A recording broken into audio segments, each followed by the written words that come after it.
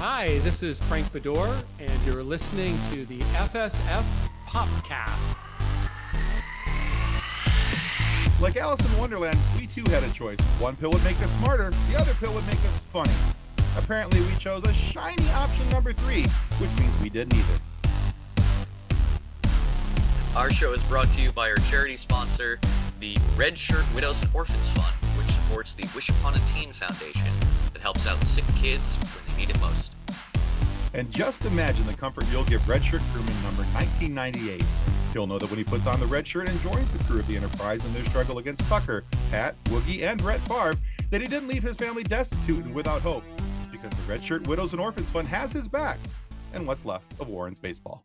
All right, guys, our guest today is a best-selling author. He's got this great book series, which I am very excited to get started into. It's called the Looking Glass series. That was very reflective, and you probably couldn't see that. But anyway, this is that, and you guys are going to want to check that out. It's a modern-style revision of the Lewis Caroll classic, Alice's Adventures in Wonderland. Good luck editing that out, John. John's our editor, by the way, if you didn't know that. Now, not to mention that he's a world champion skier. He's been an actor, a stuntman. He's also been a producer of a couple films. Maybe you've heard of one of them. You know, there's this one wasn't very popular. Not very many people liked it. It was called There's Something About Mary. Yeah, maybe you saw that one. I totally didn't. Anyway, we are very excited to welcome Frank Beddor to the FSF Popcast. Welcome to the show, Frank. Hey, thanks for having me, guys. Yeah, very excited to have you on today. This is one of those times when we have somebody on where I don't know where to start first with any line of questioning, because typically when we talk to somebody, they're like, oh, I was an actor and a singer, or oh, I was a writer and an actor. You're like, screw it, I'm going to do everything, and I'm going to be good at it all, which is highly depressing for us normal folk. Now, normally I like to start by asking our guests about their origin story, you know, how they got to be the person who they are, that's sitting across the interview table from us. But today I want to talk to you about your career progression and really your transformation over the years. Because like I said, there's a lot of different things that you've done, a lot of different hats that you've worn over the years.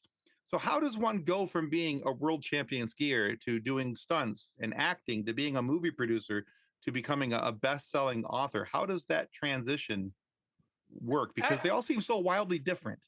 Well, that's actually a really good question, because I've tried to connect the dots on how that and why that happened in interviews, and even when I'm talking to my kids sometimes. And I usually have to go back to my dad, who was oddly an advocate of failing.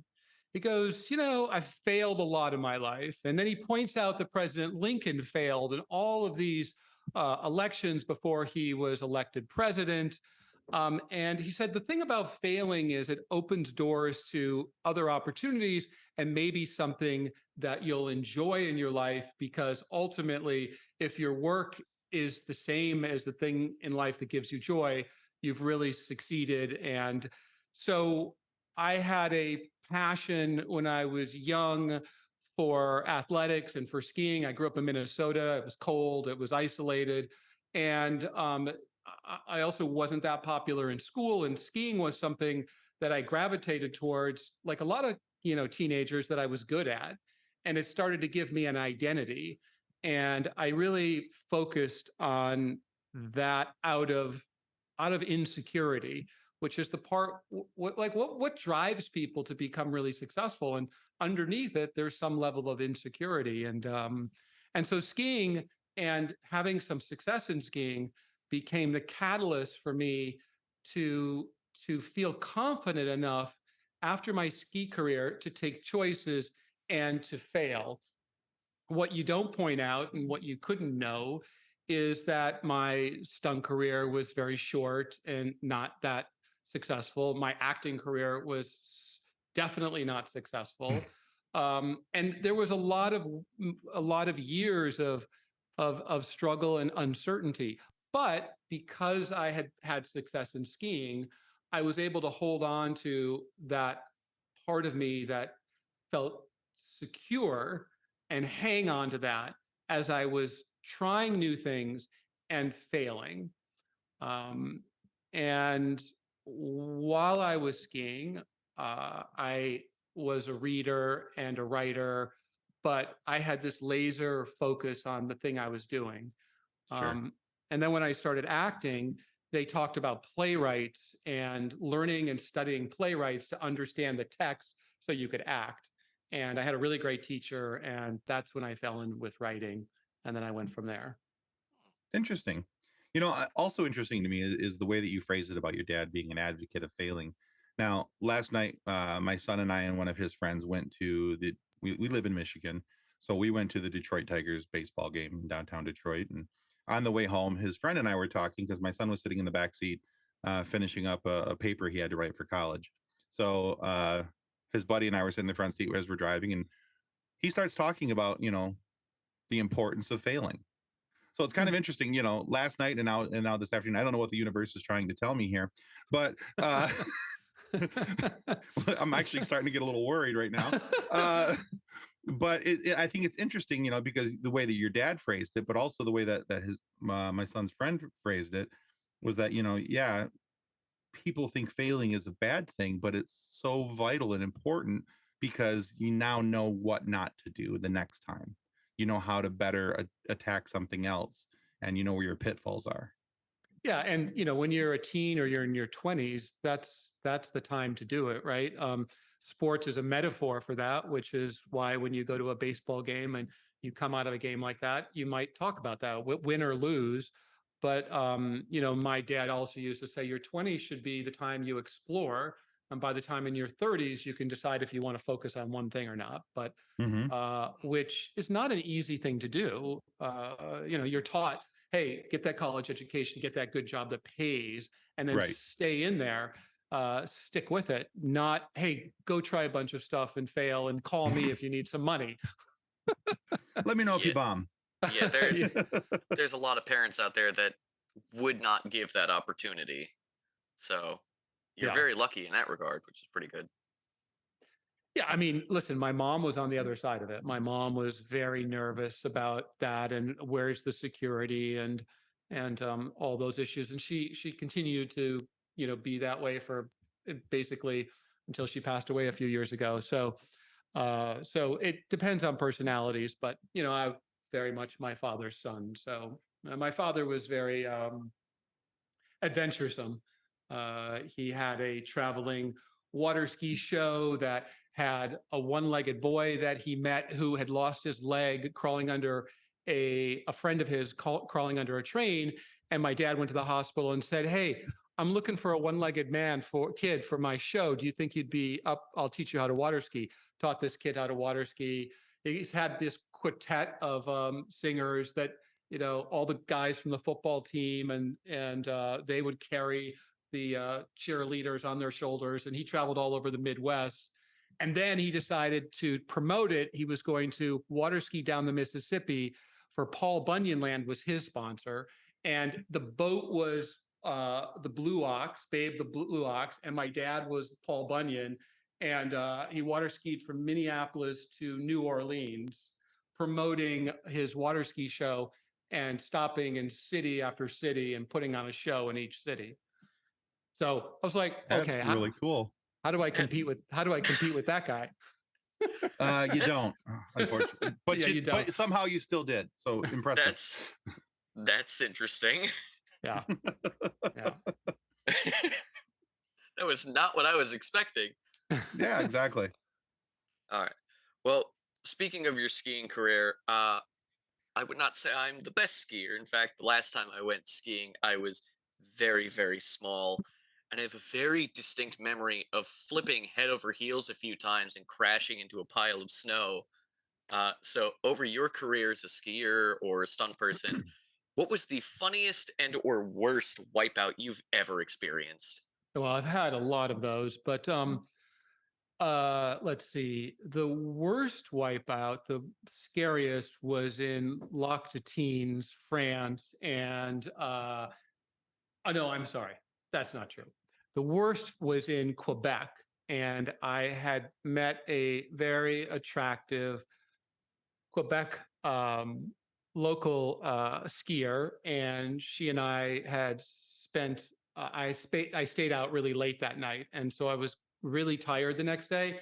and a whiteout came in. And so I was doing aerial acrobatics, and when you do aerial acrobatics, the snow in the sky helps you distinguish where you're at. And when there's a whiteout, when there's a lot of, what they do is they put pine needles on the landing hill so that you can orient yourself to flipping and where to land. But I was, and the in run was funky and the speed was wrong, and I had been out late. I misjudged everything. And instead of doing 3 flips, I did 2.5 flips. And, you're landing on about a 30-degree landing hill, but my tips stuck in and my back arched. And for what seemed about 30 seconds, which was probably about 5 seconds, my left side was paralyzed. And I thought I had paralyzed myself. And I thought that was it. So that was truly terrifying in the moment. Both skis were broken in half. And as I got up and I was staggering up, my face was all, burned from the snow. I handed my broken skis to my friend and said, well, these are your souvenirs. I'm not sure it was worth it, but yeah,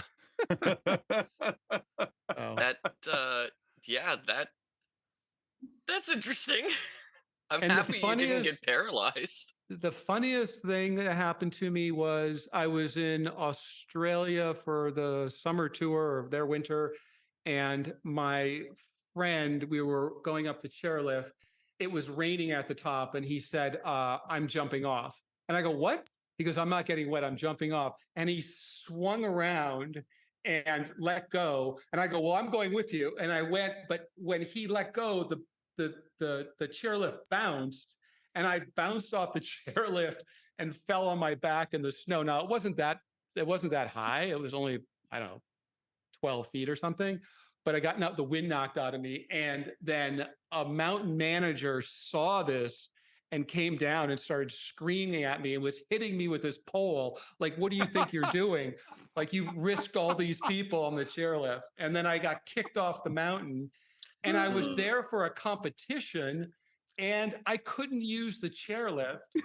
So the organizers said, you can take this snowcat to the top. And the day of the competition, it was also raining. I was the only competitor in the snowcat at the top of the mountain, dry, waiting for my run. So that's fantastic. Yeah, hey, I guess it all worked out in the end. Yeah. Anyway, those are my 2 stories. Frank's like, and ta-da, I'm done. More adventurous life than most. I love Not gonna lie, did not know there was skiing in Australia. Yeah, Mount Thredbo and Mount Buller. It's quite good. New Zealand's better, but we had a great time. I don't know with climate change what's going on down there, but yep, they definitely have skiing. And all I can think about is hobbits on skis in New Zealand. So there's that. Okay. All right. So Frank, every time we have an author on the show, I talk to my daughter because my daughter is a voracious reader. And she's so very excited because we literally built her new bookshelves in her bedroom yesterday. And she got to put all her books up on the wall in her new bookshelves. She's got 5 bookshelves that span the whole one side of her room. And her whole wall is nothing but books. And amazing. She's in book heaven at the moment. So I always ask her, hey, do you know anything written by this person? And when I said your name, the name didn't ring a bell. But I said, oh, well, he wrote the Looking Glass series. She goes, oh, wait a second. You mean Looking Glass Wars? I said, yeah, the Looking Glass Wars. That's what it is. And that's when she brought me out this book. She's like, I literally just bought this. Oh, wow. Literally bought this. The spine is barely even cracked on it. But most of that is done by me because I was looking at it. And I just want to say before I have a question for you here. I promise we're getting to one, but I just want to point out that I'm very excited actually to get into this book because we found it late last night, and that's how old's your daughter? She's 16. Oh, okay, perfect. But the artwork in this, sir, is fantastic. The depiction of the Jabberwocky and Red, and the Mad Hatter and the card soldiers. As I was looking at this, I was like, yeah, this looks awesome. this looks amazing. And I could get where people were coming from, because I've read so many reviews about your book, you know, the series in general. But so yeah, very excited to get into this and to look into this. I'll be breaking that spine in on that book here very shortly. All right, so I told you all that so I could get to this point. Hopefully you're still awake. Now, can you tell us where your vision for the revision of Lewis Carroll's story, where did that come from? How did that come about? And did you encounter any specific challenges as a writer when you crafting a story inside of another story? Well, those are very good questions. And I'm just going to go back because you had the book open and you were showing artwork. And that artwork was, as a movie producer, I had the experience and understanding that the visuals became a really great tool to help readers, make a decision of whether they want this book or not. It also became a great tool in marketing in terms of going from website to website to share something, whether it was exclusive or not. But mostly it was a way to express the world visually and have that be an invitation. And so the fact that you just opened the book and looked at the artwork as an invitation to getting into it is really satisfying. And I'm going to give you a question to ask me later about that artwork, because it became there's a Star Wars story, and apparently you guys like Star Wars. There's a Star Wars story attached to it, and it's interesting from a writing standpoint. So okay, I'm going to come back to that.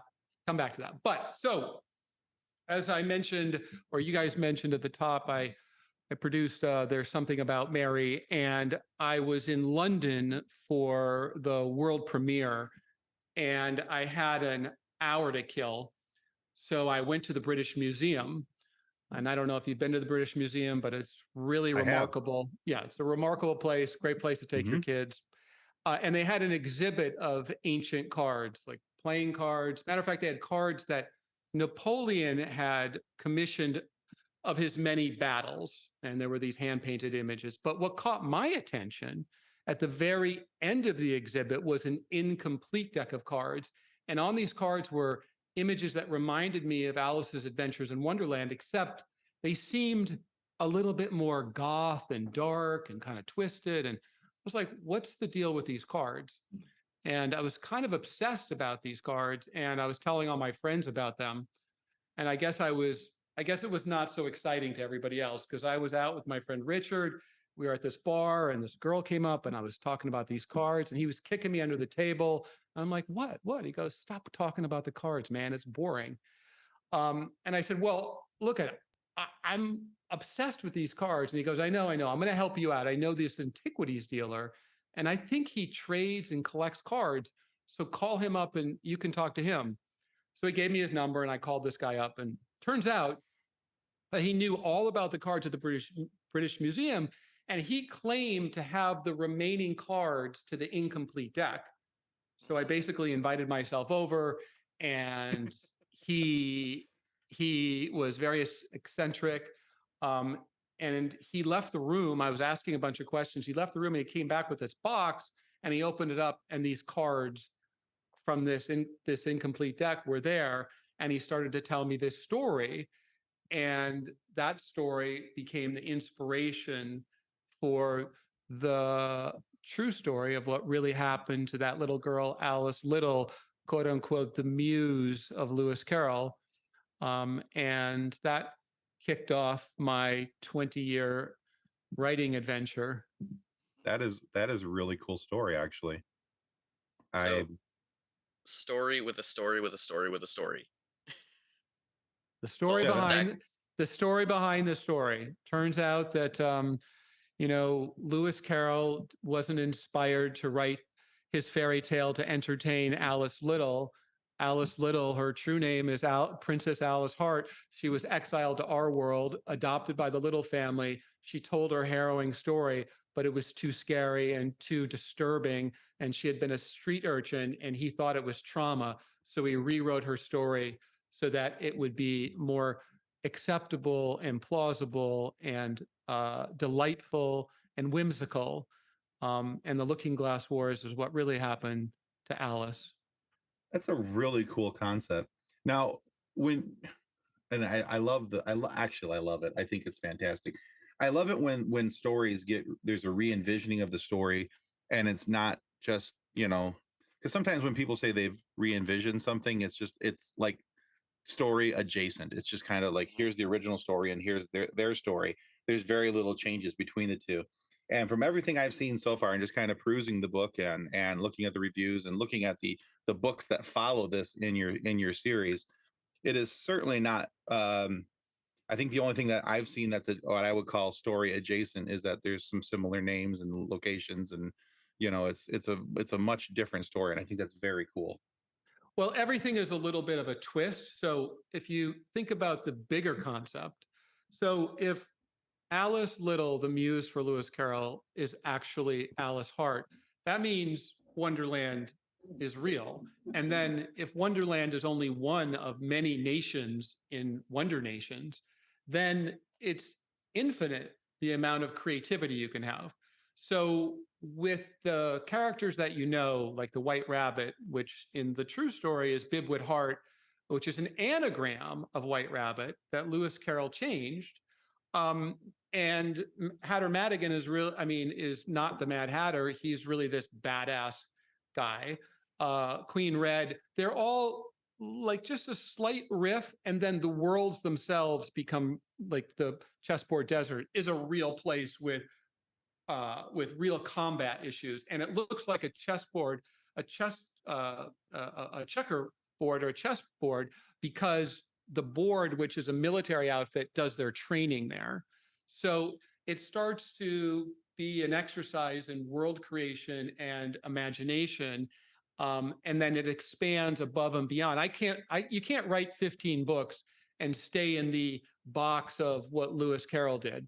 Right. You have to broaden the canvas, which is why the concept allows that. Yeah, because if you didn't have a vision for where it was going to go past that, you never would have made it past, one book, two books, So it's very cool that you have a vision about that. So the second part of that question was, did you find any specific challenges in trying to craft a story inside of that story? Or was there something where you hit a point where it's like, that was the difficult spot for you to get around? I mean, and I'm not talking like just writer's block or something like that. I'm talking about, where there was a difficulty to connect your world to that world, whether visually or in character or story build. Well, it was my first published novel, so there was lots of problems. Not that there were issues with taking the Lewis Carroll mythos and creating new mythos necessarily, except when it comes to when you're creating a whole world, fantasy, what the logic and rules of your universe need to make sense. And what I kept doing was trying to figure out, okay, like, let's just take transportation. So is it through a looking glass? Is it a portal? What is it? And I wanted to use the Pool of Tears because I thought that was different and unusual. So I was like, okay, you get there through the Pool of Tears, you drop into the Pool of Tears, and people know as a legend, it takes you to another world, but no one ever comes back. But eventually Hatter has to come back. And then in our world, he's going from puddle to puddle, looking for a puddle where no puddle should be, which is a portal.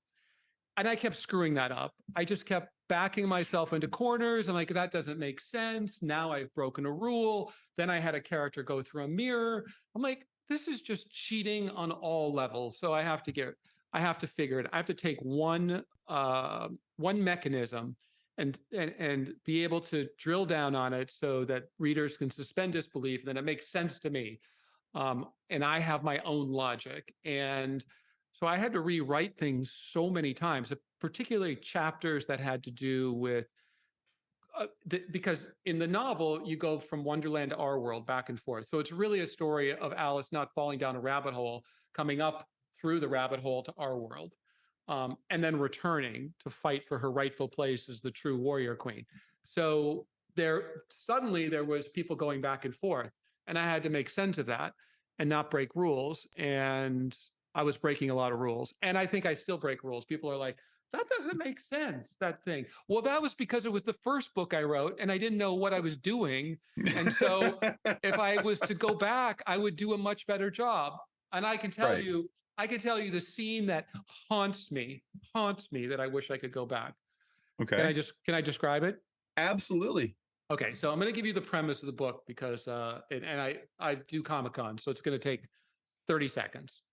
So Princess Alice Hart, she's the star of the show. She's enjoying her 7th birthday when suddenly there's a violent coup led by her evil Aunt Red.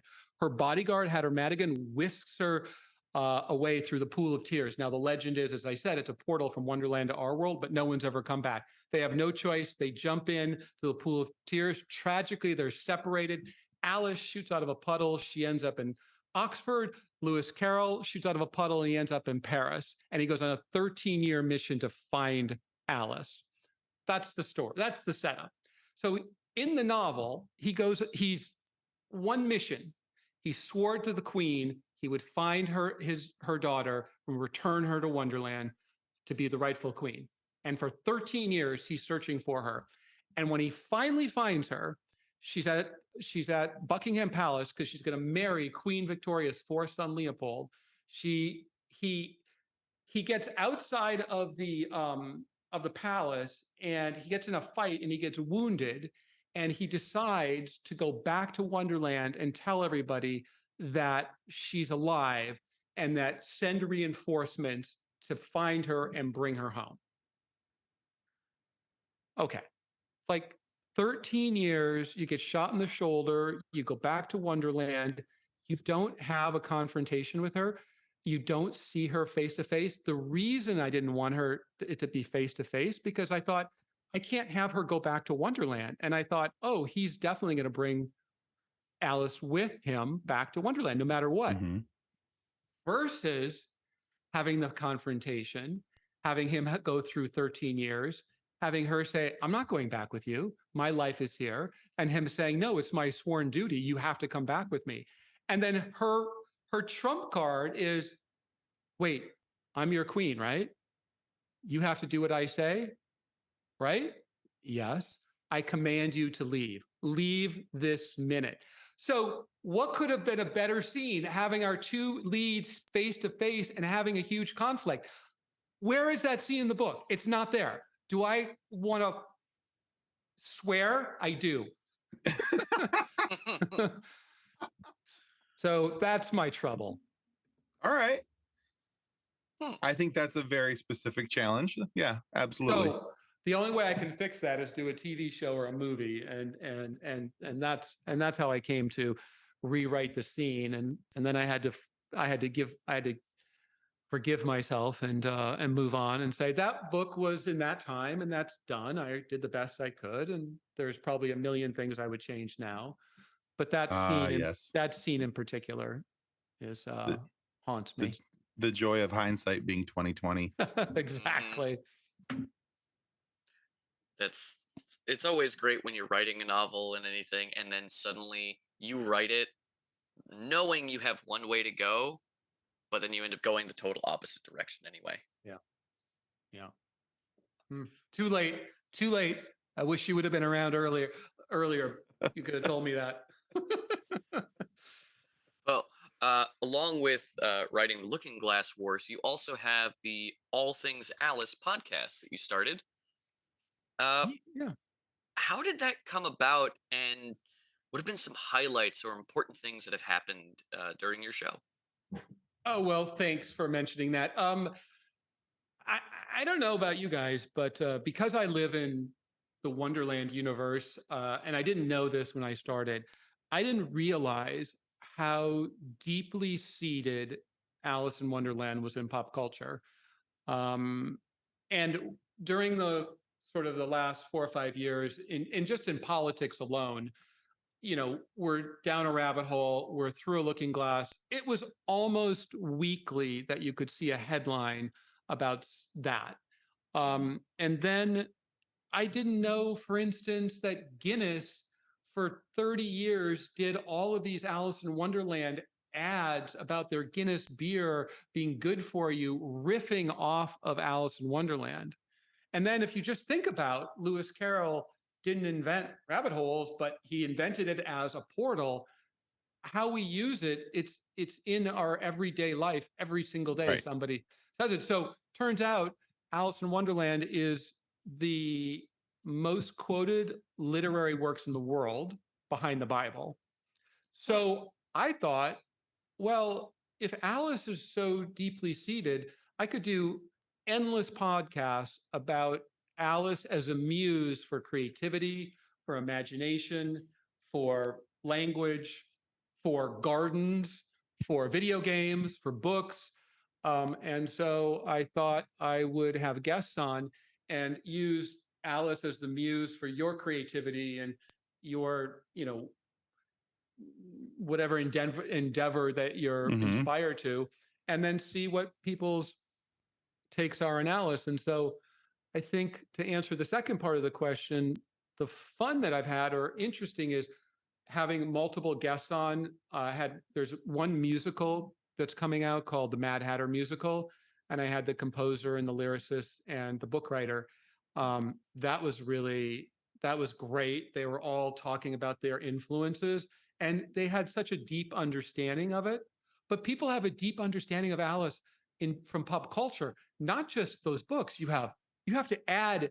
You have to Jefferson Airplane. You have to add The Matrix, like you brought up in the beginning about blue pill and a red pill. But it was blue and red liquid from the original. So we're using it all of the time. So it's curious to me what we're actually scraping together when we're inventing and talking about these things. You're taking 150 years of pop culture, especially since the 50s and 60s through current day.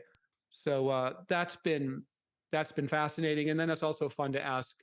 I'll ask you guys, if you were a character from Alice in Wonderland, who would you be and why?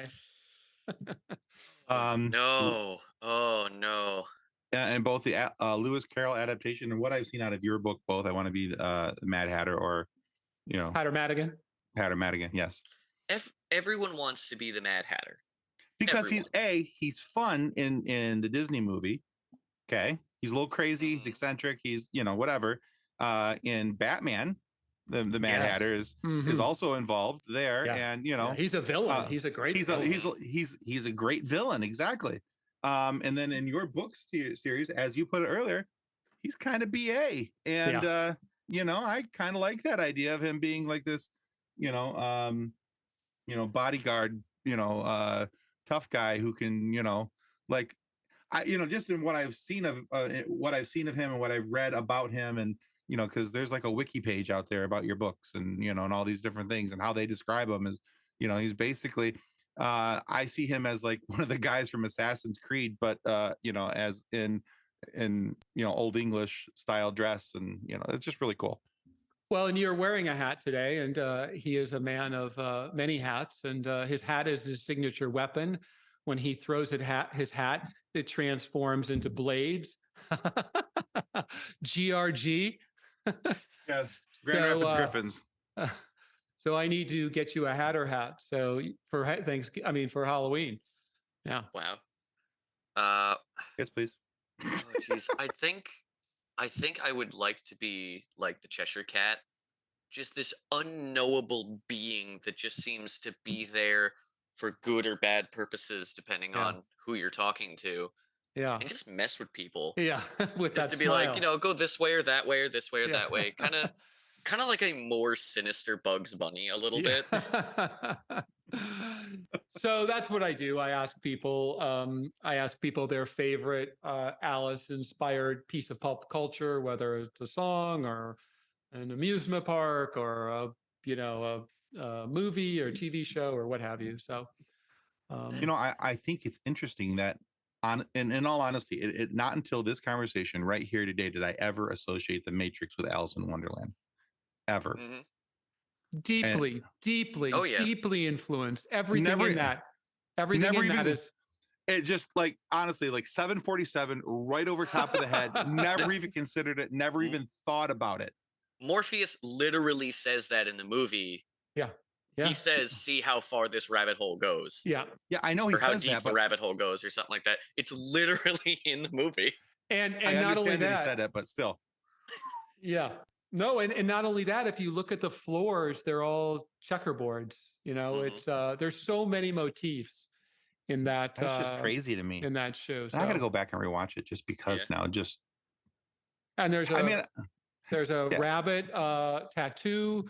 Follow the White Rabbit. Yep, Yeah. follow the white rabbit. So And as soon as you said, the red pill, blue pill, was, and I'm like, that's what really that's what turned the light bulb on in my head when you said that. I was like, oh, yeah, and they did that big I'll campaign be. with the poster for the latest one was take the red pill or the blue pill.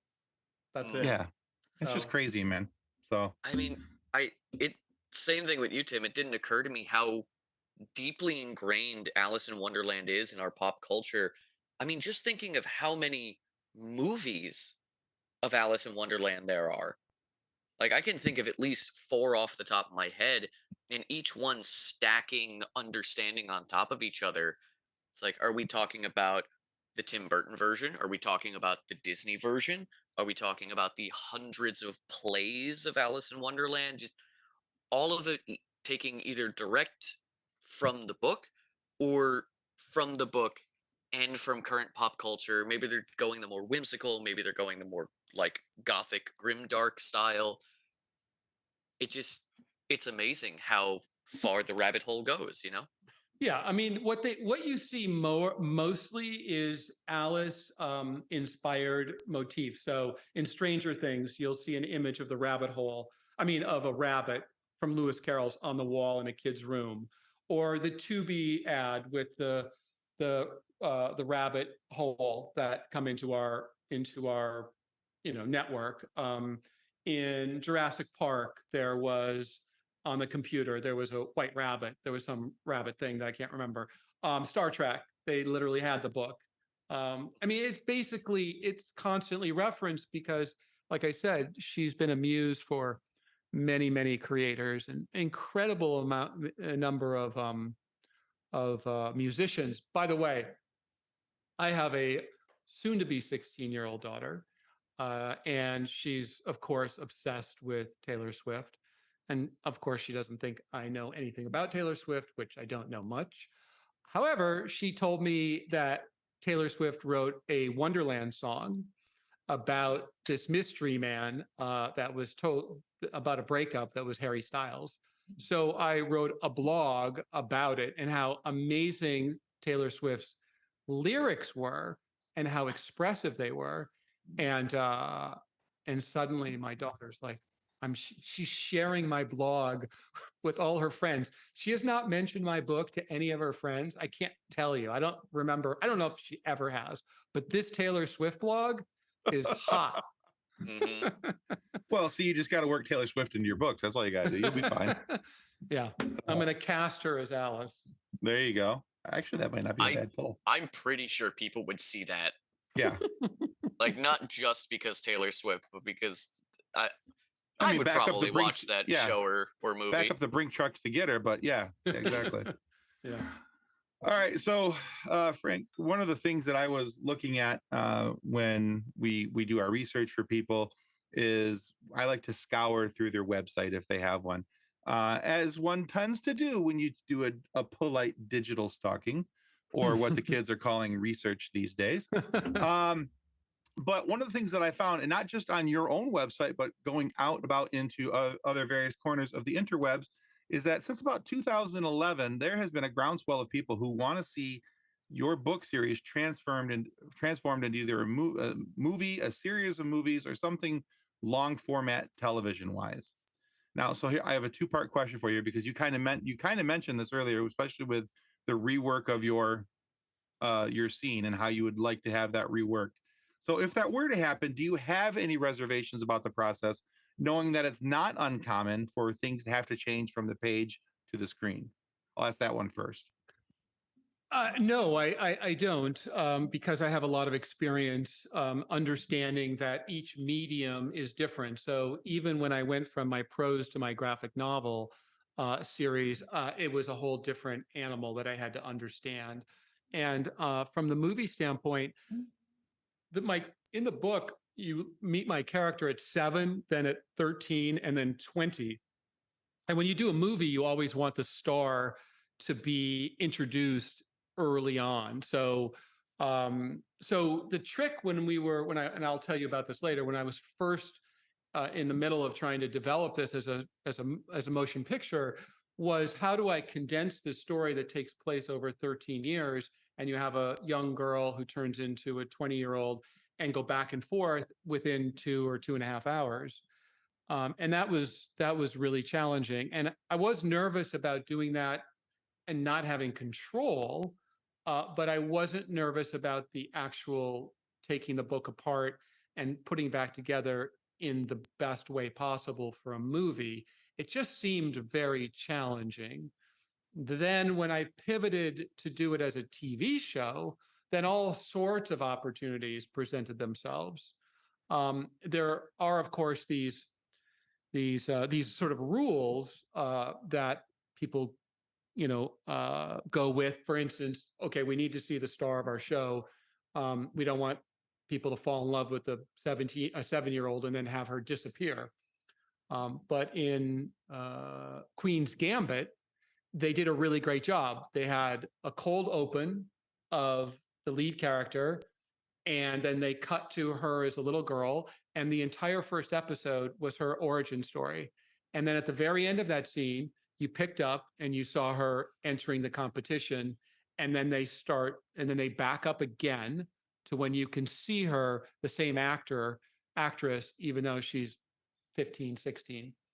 And that was a bit of an epiphany for me in terms of thinking about how I could construct a 8 to 10 episode television show, and what the benefit of adapting the Looking Glass Wars as a television show versus a movie. Yeah, because I would think that as a TV show, especially a long format TV show, something like you said about the 8 to 10 episode range per season, because you have multiple books here, that would probably be a better fit for you. Now, the second part of this question is just a hip shot here, because I look at what you're doing, and I look at some of the stuff that's already out there on other channels, and I'm like, man, where would I, as a viewer, want to see this type of content? And so I immediately thought of like Apple TV Plus or possibly Amazon, because those two seem to be the ones that have similar content and seem to be able to promote it well and understand what there is required to make that happen. So what are the chances of seeing a Looking Glass series? Well, Amazon has a lot of those big fantasy shows, and so they are looking for IP that are in this universe as the Looking Glass Wars. And Apple's doing the same thing, right? They don't do a lot, but they want things that are what they call 4-quadrant, where like your show, where anybody can come on and listen to the show, whether you're a kid or male, female. So those are two really strong places for the Looking Glass Wars to live. Amazon, unfortunately, I went to them right after they bought Lord of the Rings for $250 million and Wheel of Time. Yeah. And so they really liked it. And they were like, you should come back to us.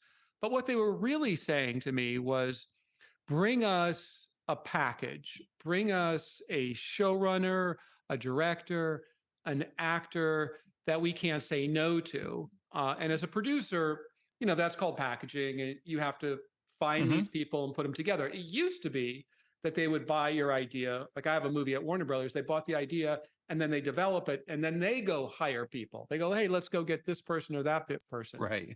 But now it's more on the producer's shoulders to say, bring us everything, because we're getting so much content. We want pre-packaged material that we can just say yes to and put it into the pipeline, not develop.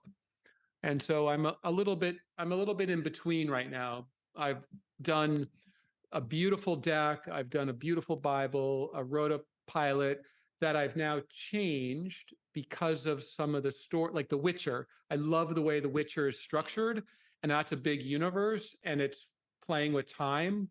and then the time and the characters are a bit of a mystery until they get revealed. Oh, that young person is this person.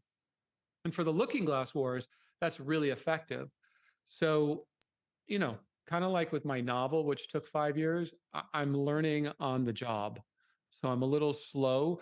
I get the producing part of it, but I'm really trying to craft the script for the pilot or the Sure. backup. So that I've been spending the lion's share of my time doing that. And I do get a lot of people who are very supportive and really want to see this in another medium.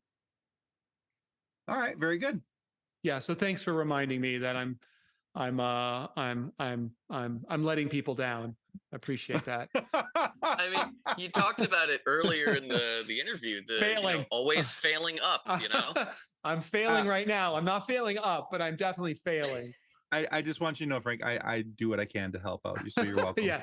You're a great coach. My dad would love you. All right. Now, I did have another question, but you mentioned the art and that you have stories about that. So, can you talk about that? Because I'm more curious about Star Wars the story. art in the book.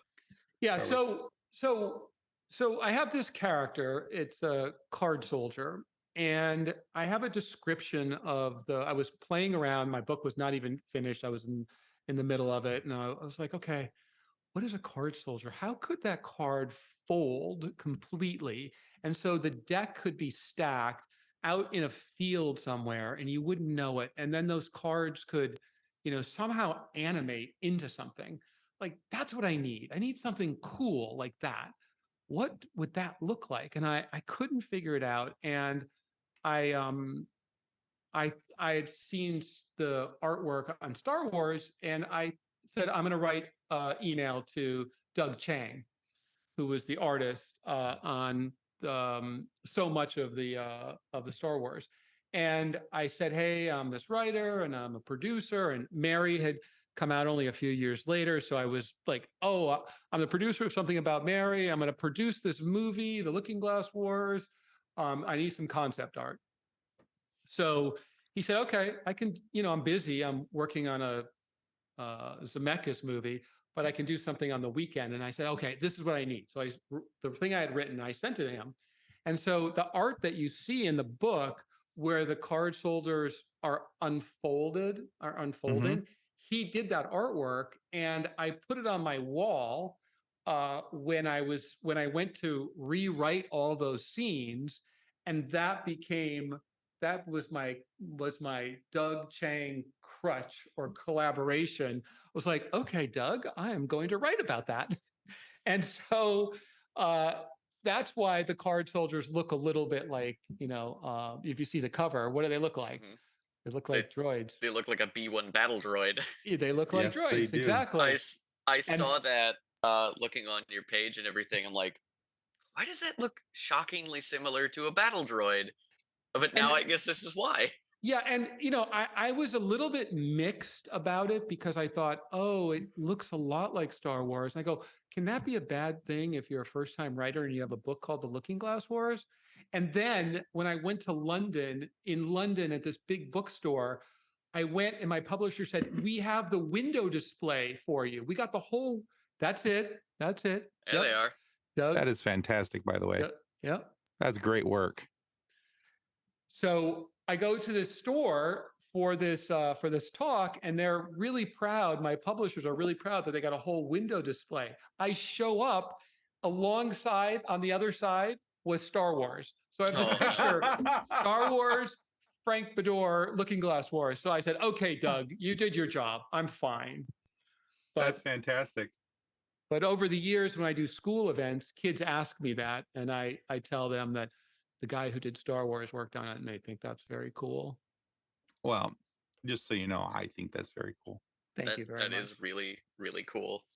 So I did an animated trailer way back when, before anybody did book trailers, and it was animated with the card soldiers flying off the deck, landing, and unfolding. It was the coolest trailer a book has ever had way back then, and I use it in school events. And then I say, hey, if I ever did a movie, would you guys go see this movie? And it's bedlam. They just erupt And then one thing I also do is I tell them I could make this movie next week. The problem is I don't have an actor to play the 10-year-old Alice and the 12-year-old Dodge. Do you guys know anybody that wants to star in a big movie? And then when they all throw up their hands because they all get super crazy, like then I Sure. call people out and I have them read a scene.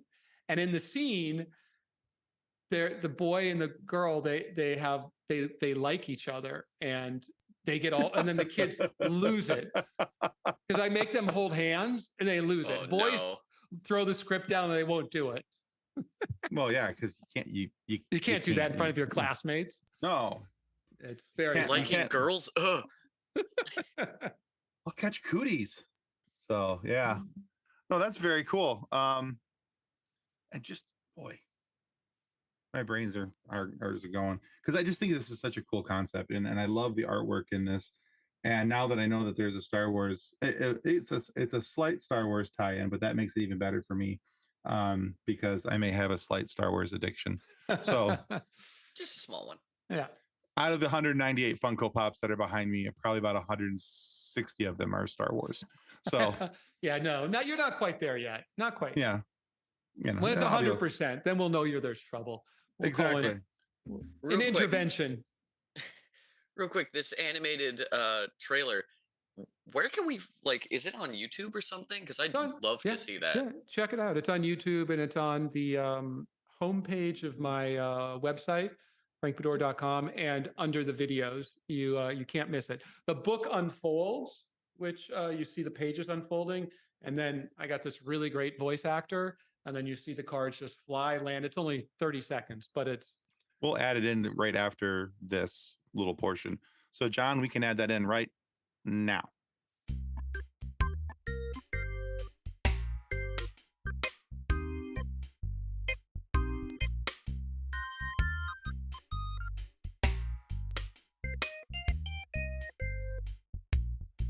There's a good marker for it. All right, well, cool. We'll fix it in post. Anyway, Get to work, editor. You're chop, no chop. longer John. You're just editor. That's right, editor boy. I've called him worse. He'll get over it. Yeah. All right. So, Frank, we have one final question for you, and so we used to bore our guests not just with our conversation, but also with a quiz at the end. So now we just try to just bore them during the conversation, and we ended it with a silly question instead. And we settled on this one because we think that this is a question that not many people get asked anymore as an adult, and we think it's a shame. Frank Beddor, what is your favorite dinosaur?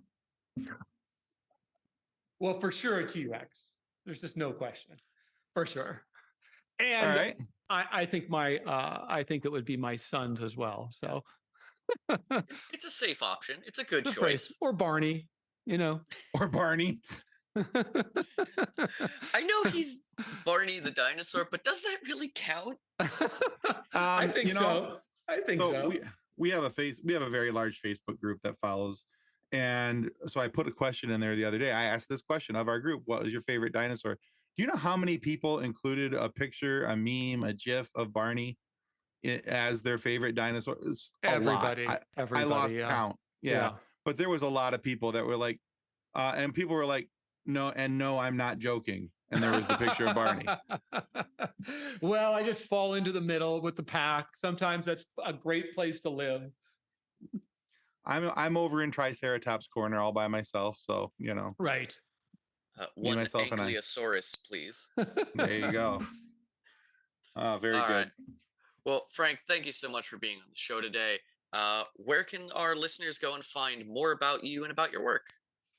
Well, if you go to frankbeddor.com, it has all of my work, and you can find my podcast, All Things Alice, wherever you listen to podcasts. And certainly you can find it on frankbeddor.com. So I hope that some of your listeners that are interested in Alice and talking about creativity and the power of imagination will come over and check it out. I know I'm definitely gonna go check it out because just this conversation with you, I already got it pulled up on Spotify. So once we're done here, I'm gonna start listening to episode 1. Okay, well, the episode with Bad Hats, the theater group, is terrific. They're a really creative, articulate group talking about their Alice in Wonderland musical. They composed all the music. They're in Canada, and Cool. they perform all of the music while they're acting out the scenes. It's a very lively, enjoyable podcast. So that one's fresh. I think it went up on Wednesday. Mhm. So check it out. All right, cool. Well, thank you. We'll make sure to put those in our show description and in the show notes, so our listeners can find everything about you. Great. Well, thank you guys. It was a real pleasure, and it's fun talking about pop culture. You have a great podcast, and Oh, thank you. All right, guys, we also want to remind you that subscribing is the single most important thing that you can do to ensure that we get more amazing guests like Frank Beddor here today to have these great conversations. And this was fantastic. And we're sure that if you go check out the links that are down in our show notes down below, that not only can you find more great information about Frank, his books, and everything else that he's working on, also his podcast as well, but also check out our Patreon, because there will be portions of this conversation that you did not hear on our YouTube channel or on your favorite audio podcast destination. Those are Patreon only moments, and those are our bonus clips, our behind the scenes type of fun. And there are 5 levels of Patreon that you could subscribe to, from $1 to $40 each, with their own little extra bonus perks and fun for you to have. So you're going to want to check that out for sure. But if for whatever reason you are not happy with the content of our show today, please feel free to lodge a complaint with the head of our complaint department. And that, of course, is Warren from There's Something About Mary. Now,